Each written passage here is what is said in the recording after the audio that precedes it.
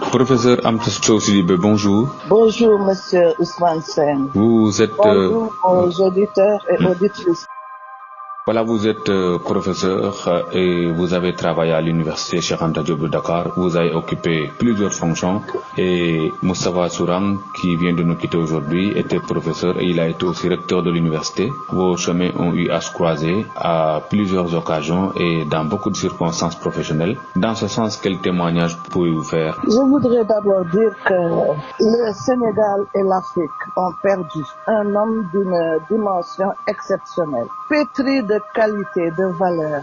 Un homme d'abord modeste, un homme discret, un homme compétent, un homme généreux et juste. Alors, nous avons cheminé longuement ensemble quand il était professeur, ensuite doyen, ensuite recteur et enfin ministre de l'Éducation nationale. Alors, il a marqué l'enseignement supérieur par ses réformes, les cures, la non-violence dans l'espace universitaire.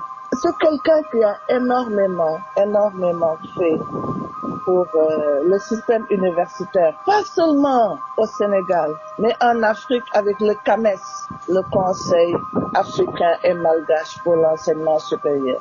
Donc une grosse perte, une énorme perte.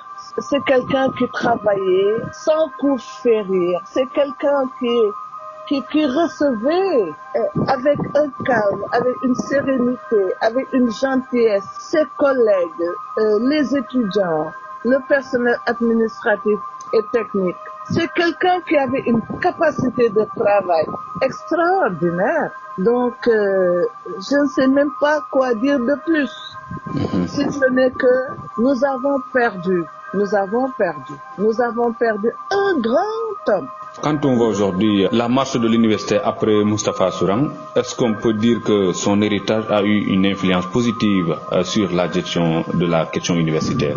Bon, ceux qui ont suivi, le professeur Abdou Salam Sall, ensuite le recteur Saliou Ndiaye, ont essayé de suivre ses pas et chacun a essayé de mettre un plus. Bon, il y a des acquis, il y a de grands acquis, mais c'est tout un système qui n'est pas facile de gérer parce que il faudrait voir globalement la politique de l'éducation, la politique de l'enseignement supérieur. Alors, le professeur Sourang a beaucoup fait, disons, avec des réformes.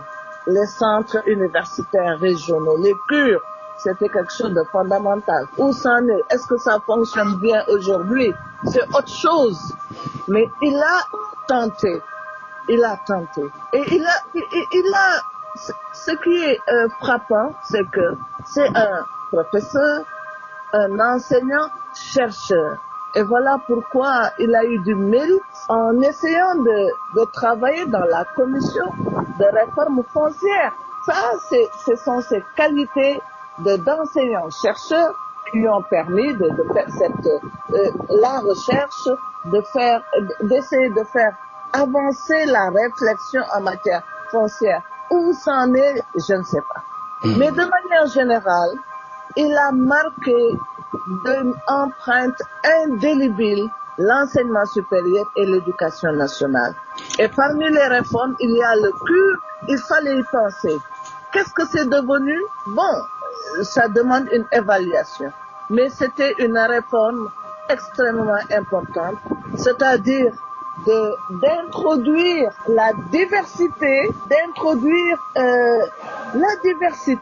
dans l'enseignement, en ne focalisant pas l'université simplement à Dakar ou à Saint-Louis. Donc il a multiplié, il a essayé de diversifier. Il avait une vision qui permettait à chacun d'aller subir une formation supérieure partout où on se trouvait, dans toutes les régions. Et ça, c'est fondamental. Donc, il a créé l'idée de solidarité, l'idée de socialisme, de socialisation de l'enseignement supérieur, et ça, c'était fondamental. Donc, au-delà de ça, il a essayé de gérer l'université à un moment où les esprits étaient bouillants. Il y avait de la violence il a tempéré par un caractère stable, par sa sérénité, par sa capacité de médiateur, de faire de la médiation. Voilà ce que je peux dire. Au-delà de la confiance politique qui lui a valu d'autres nominations en dehors de l'université, on peut dire aussi qu'il était un homme vraiment créatif et un homme dévoué et avec un engagement social certain. Oui, alors lui, par contre, lui, comme les universitaires de manière générale, il n'a pas fait de la politique politicienne. Il a pris la politique au sens noble du terme, l'art de gérer la cité. On ne le voyait pas faire ce qu'on appelle le parparlot, les injures, les attaques, etc. Il a essayé de construire quelque chose. Et c'est cette forme de politique qu'il avait adopté, qui est la bonne. Donc, il a inspiré, il a été une référence en politique, il a géré la cité. Quelle cité? D'abord, l'université, parce que c'est une société en miniature, l'université. Il a essayé de gérer donc l'université et il a été au-delà, comme vous l'avez dit, en étant ministre de l'éducation nationale, donc en travaillant sur l'éducation à travers tout le pays, ensuite de l'enseignement supérieur pour tout le pays, et la dernière fonction connue, c'était celle de la réforme foncière. Peut-être que si on l'avait laissé poursuivre la réflexion, on n'en serait pas aujourd'hui à cette situation de manque d'organisation, de manque de méthode, de guérilla en matière foncière, voilà, de violence en matière foncière. Donc, voilà ce que je peux dire.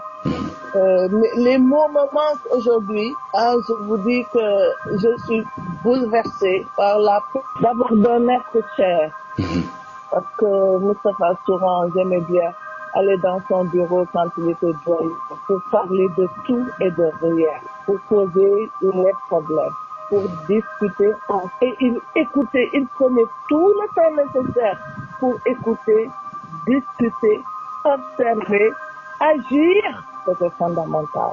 Donc vraiment un grand professeur. C'est quelqu'un qui a travaillé pour son pays et pour l'Afrique.